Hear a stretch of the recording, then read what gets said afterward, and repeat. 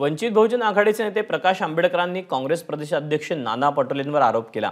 नाना पटोलेंचा भाजपशी छुपा संबंध असल्याचा आंबेडकर म्हणाले। काँग्रेस उमेदवार विजयी होणार म्हणून पटोलेंना दुःख झाल्याचा आरोप देखील आंबेडकरांनी केला। तर नांदेडमध्ये पटोलेंची अशोक चव्हाणांसोबत मॅच फिक्सिंग केल्याचं म्हणत आंबेडकरांनी पटोलेंवर टीका केली।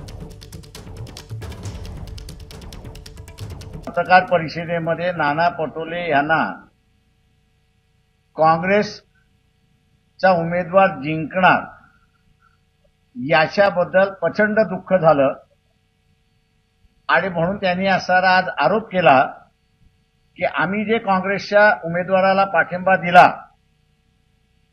तो गडकरी जे आहेत नितीन गडकरी यांना हरवण्यासाठी दिला असा आरोप त्या ठिकाणी केला।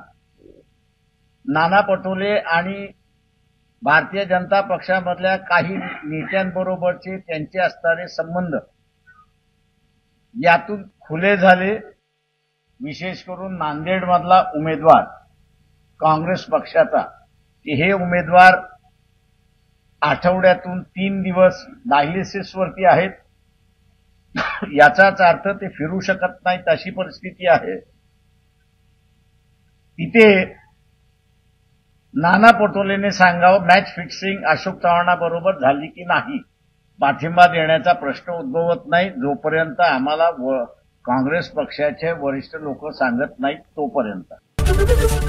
एबीपी माझा, उघडा डोळे बघा नीट।